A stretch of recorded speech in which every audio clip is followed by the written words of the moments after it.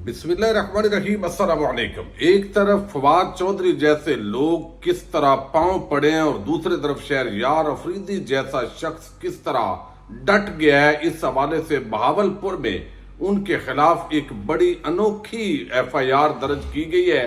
तफसील मैंने आपके सामने रखनी है कि किस तरह अब हुकूमत मुसलसल ब्लंडर करती जा रही है और इंतकामी कार्रवाइयां जो हो रही हैं इसका क्या असर पड़ेगा, इस पर भी बात करेंगे। तोशा खाना केस, आपको इल्म है इस केस से हुकूमत ने और मुख्तलिफ शख्सियात ने और सहाफियों के तबका मलामतिया ने बड़ी उम्मीदें वाबस्ता की हुई हैं। आज इसके अंदर बड़ी पेशरफ्त हुई है और किस तरह हुकूमती जो वकील हैं उनको आज जज दिलावर हमायूं दिलावर साहब ने चाय भी पेश की है, ये भी तफसील आपके सामने रखनी है। और तेज तरीन ट्रायल का आगाज हो गया है जो आइंदा 1-2 हफ्ते में कंक्लूड होता दिखाई दे रहा है। 2 गवाहान के बयानात कलम बंद हुए हैं, ये भी आपको बताना है। और जरदारी जो है उसको पंजाब की आवाम ने कबूल नहीं किया, बहुत बयानियां बनाने की कोशिश हुई। लाहौर से भी वो कोई PTI का उम्मीदवार अब तक तोड़ने में नाकाम हुए हैं। अब 15-15 करोड़ तक किस तरह उम्मीदवारों को ऑफर्स दी जा रही हैं, ये भी एक बहुत आम खबर है जो आपके सामने रखनी है। उम्मीद करूंगा कि आप समाअत करेंगे और अपने कीमती फीडबैक से जरूर आगाह करेंगे।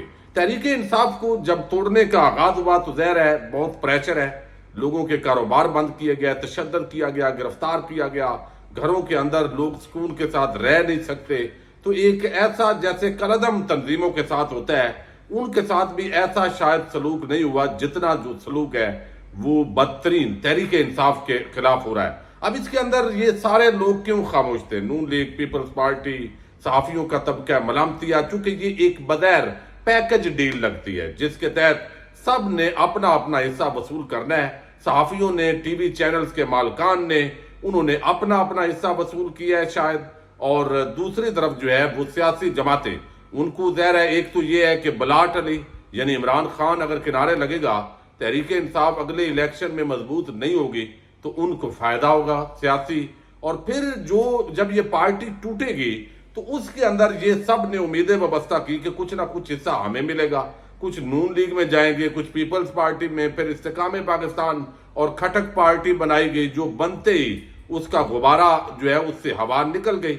अब यहां पर जो जरदारी है उन्होंने, आपको इल्म है पिछले कुछ जो है हफ्तों के अंदर 2-3 विजिट लाहौर के अंदर की हैं। एक जरदारी सबसे भारी, बहुत बड़ा ब्रोकर है, बहुत बड़ा डीलर है जी जरदारी।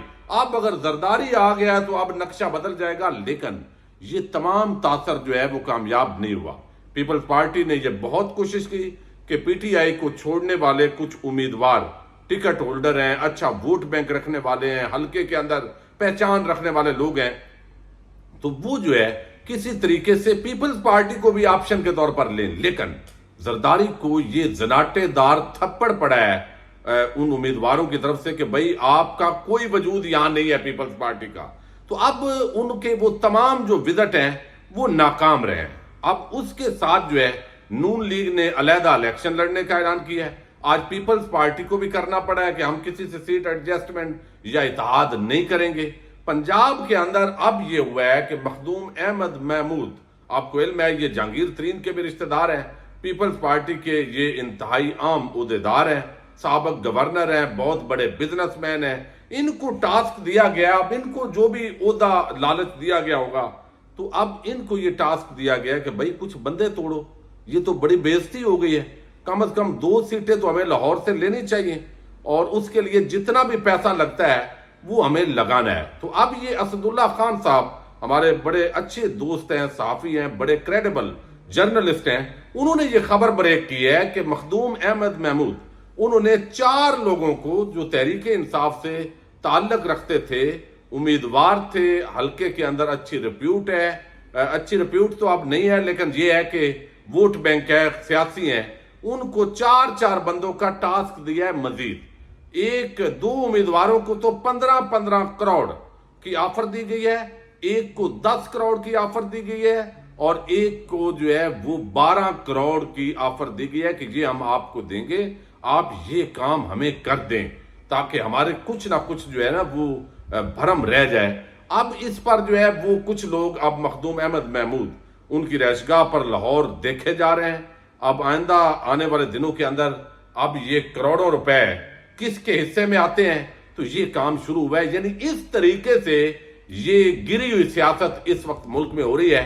سندھ ہاؤس میں منڈی لگے, واہ بھائی واہ, سینیٹرز کو خریدنے کی منڈی, کیا بات ہے, اور سب رنگے ہاتھوں پکڑنے کے باوجود کوئی قانون, کوئی عدالت, کوئی ان کو ہاتھ لگانے والی نہیں ہے. تو یہ اسد اللہ خان صاحب نے ایک بڑی عام سٹوری میں سمجھتا ہوں بریک کی ہے جو اس وقت صورتحال ہے. دوسری طرف جو ہے توشہ خانہ کیس, توشہ خانہ کیس جو ہے اس کی بنیاد پر اب ظاہر ہے حکومت جو ہے وہ امیدیں لگائی ہوئی ہے کہ اس کیس کے اندر جو ہے وہ عمران خان نے نائل ہونا ہے. اور جو جج ہمایوں دلاور ہیں ان کا سوشل میڈیا اکاؤنٹ وہ بھی ثابت ہو گیا, انہوں نے مان لیا وہ ان کا ہے جہاں وہ عمران خان کے مخالف ہیں, نفرت کرنے والے ہیں. دوسری طرف ان کے جو فیملی کے ہاؤسنگ سوسائٹی ہے اس کو بھی اربوں روپے کا فائدہ پہنچا ہے, اس کا بھی کوئی رد نہیں آیا. تو ایک ایسا شخص جس کا اپنا جو انٹرسٹ ہے اس نے فائدہ اٹھایا ہوا ہے شاید اسی کام کے لیے کہ عمران خان کو جلدی سزا دینی ہے. تو اب یہ ٹرائل شروع ہوا ہے اور یہ تیز ترین انصاف فراہم ہونے جا رہا ہے. 2 گواہان کے آج بیانات ریکارڈ ہو گئے.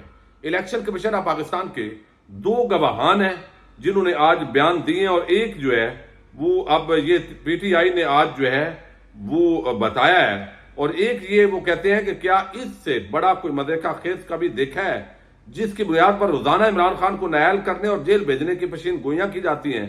ٹرائل اس بات کا چل رہا ہے کہ عمران خان نے ٹیکس ریٹرن میں گھڑی اور جیولری کو جیولری کے کالم کی بجائے فرنیچر اور آئٹمز آف پرسنل یوز میں ظاہر کیا ہے. اب اس پر یہ تحریک انصاف کا موقف ہے, اور اس کے ساتھ ہی جو آج کی سماعت ہے اس کے اندر ہمارے جج صاحب نے جو نون لیگ کے وکیل ہیں بیسیکلی اور حکومت کی وکالت کر رہے ہیں الیکشن کمیشن کی, ان کو آج چائے بھی پلائی ہے منگوا کر. اچھی بات ہے, بڑی زبردست کوآرڈینیشن ہے. اب یہ بتایا گیا کہ چیئرمین پی ٹی آئی نے الیکشن کمیشن کو بتایا کہ توشہ خانہ سے 2020-21 میں 5 قیمتی تحائف لیے. گواہ وقاص ملک, چیئرمین پی ٹی آئی نے الیکشن کمیشن کے فارم بی میں 5 تحائف کو بطور قیمتی تحائف ظاہر کیا ہے. گواہ کے یہ بیان ہے. چیئرمین پی ٹی آئی نے تحائف کے نام اور تفصیلات الیکشن کمیشن کے فارم بی میں ظاہر نہیں کی. چیئرمین پی ٹی آئی نے فارم بی میں ظاہر نہیں کیا کہ تحائف کی نوعیت کیا تھی. جج ہمایوں دلاور نے الیکشن کمیشن کے وکیل امجد پرویز کو دوران سماعت چائے منگوا کر دی. حقائق سے معلوم ہوا کہ چیئرمین پی ٹی آئی نے الیکشن کمیشن میں جھوٹ پر مبنی گوشوارے جمع کروائے. یہ گواہ کا بیان ہے جی. آج گوشوارے ظاہر نہ کرنا چیئرمین پی ٹی آئی کی جانب سے الیکشن ایکٹ کی خلاف ورزی ہے. توشہ خانہ کیس کے پہلے گواہ ڈسٹرکٹ الیکشن کمشنر وقاص ملک نے یہ بیان قلم بند کیا ہے, اور دوسرے گواہ نے بھی اسی طرح کا بیان دیا ہے. اب اس پر عمران خان کی نائلی تو بنتی ہے بھائی, دوسرے کالم کے اندر ذکر کر دیا ہے, تو کوئی بغیر ٹھوس وجہ نہیں ہے. بہرحال اس کیس کے اندر لگتا ہے کہ رگڑا عمران خان کو دینا مقصود ہے اور وہ شاید دیا جائے گا. بہرحال چونکہ عدالت کے اندر معاملہ ہے, اب کن بنیادوں پر یہ فیصلہ ہوتا ہے یہ ساری چیز جو ہے وہ ہم اس کو ڈسکس کریں گے. اب ایک اور بڑی عجیب کہانی ہے, اور وہ ہے شہریار افریدی. بہت سارے لوگوں پر پریشر آیا, ان کے خاندان پر, کاروبار پر, بچوں پر, اور ان کو بالآخر تحریک انصاف کو چھوڑنا پڑا. مجھے اندازہ ہے ہمارے حلقہ منڈی بہاؤالدین کا نذر محمد گوندر صاحب سابق وفاقی وزیر ہے, پچھلی مرتبہ وہ تحریک انصاف کے ٹکٹ ہولڈر تھے, الیکشن نہیں جیت سکے, لیکن ان کی بیٹے کی شادی تھی. یہ ندیم افضل چند کے ماموں ہیں, بیٹی کی شادی تھی. وہ فوج کے اندر جو ہے وہ کمیشن افسر ہے, لیکن ان کو مجبور کر دیا گیا کہ بھائی یہاں رہنا ہے تو پہلے اعلان کرو, تو 2 دن پہلے, تاکہ شادی خراب نہ ہو, اور وہ ان کو پی ٹی آئی سے علیحدگی اختیار کرنی پڑی ہے. اب یہ تو ایک نارمل سے حالات ہیں, کوئی بڑا ان کو پکڑا نہیں گیا, تشدد نہیں کیا گیا, لیکن اس کے باوجود جو ہے وہ آپ دیکھیں کہ جن کو گرفتار کیا گیا, جن کو کسٹڈی میں رکھا گیا, جن کے کاروبار تباہ کیے گئے, ان کے حالات کیا ہوں گے. فواد چودھری جیسے بندے جن کے بارے میں پرویز الہی نے وہ تاریخی کلمات کہے تھے, اب پرویز الہی تو موجود ہے لیکن وہ موجود نہیں ہے. اب یہاں پر شہریار افریدی جو ہے ان پر ایک تو آج انور لودھی صاحب نے خبر دی ہے کہ ان پر تشدد کیا گیا ہے, اور یہ کہا گیا ہے کہ ان کا بیان ہے اور وہ انہوں نے جو ہے وہ تشدد کیا گیا ہے, اور کہا گیا کہ عمران خان کے خلاف آپ گواہی دیں, لیکن وہ ڈٹ گئے اور انہوں نے گواہی نہیں دی. اب یہی وجہ ہے کہ ان کی فوتگیاں بڑی قریبی ان کی جو ہے وہ میں سمجھتا ہوں انتہائی کوئی تھوڑا سا بھی دل کسی کے اندر ہو تو اتنا کم از کم حیا کرتا ہے، لیکن ان کو نہیں چھوڑا گیا. یہ اس وقت دکھایا جا رہا ہے. اب ان کو کیونکہ اور کوئی مقدمہ نہیں ہے، کوئی اور وجہ نہیں بچی، تو بہاولپور آپ دیکھیے کہاں کوہاٹ ہے جہاں کے رہنے والے ہیں شہریار افریدی، اور کہاں بہاولپور میں ایک چوری کے مقدمے کے اندر جو ایف آئی آر ہے اس کے اندر ان کا نام ڈال دیا ہے، اور کوئی کیس اب بچا نہیں ہے. اب یہ جو ہے وہ بہاولپور کے اندر ایف آئی آر نمبر 277/23 ہے ضلع بہاولپور کے اندر، اور اس کے اندر جو ہے وہ دفعات لگائی گئی ہیں تعزیرات پاکستان کی 447، 511، 148، 149، 506، آگے 369 ہے. یہ سارا لڑائی جھگڑا اور چوری کی دفعات اس کے اندر لگا کے تو وہ کہہ رہے جی فلاں فلاں کا جھگڑا تھا. ایک مدعی نے کہا مستغیث نے کہ میرا جو ہے وہ بہت سارا تنازع چل رہا تھا، عدالت نے میرے حق میں ڈگری کیا، میں نے یہ اللہ کے نام پر زمین وقف کر دی ہے، لیکن یہ جو ملزم ہے یہ فلاں دریشک صاحب کے رشتہ دار ہیں، یہ پی ٹی آئی کے ساتھ ان کا تعلق ہے، وہ مسلح ہو کے 10-12 لوگ آ گئے، انہوں نے تشدد کیا، انہوں نے میری گندم چوری کر لی، وہ ٹرک کے اندر لے کر چلے گئے. یہ پوری سٹوری ہے. اب چونکہ فٹ کرنا تھا شہریار افریدی کو بھی، تو انہوں نے کہا جی یہ سارا انہوں نے شہریار افریدی جو سابق وفاقی وزیر ہے ان کے ایمان پر کی ہے. اب کوئی بھی کامن سینس کا بندہ اس پر بلیو کرنے کے لیے تیار نہیں ہے، لیکن اس سطح پر جو ہے یہ مقدمات ہیں، یعنی بظاہر فیک مقدمات، اور اس کے اندر کون سی کریڈیبلٹی پھر رہتی ہے اداروں کی، حکومت کی.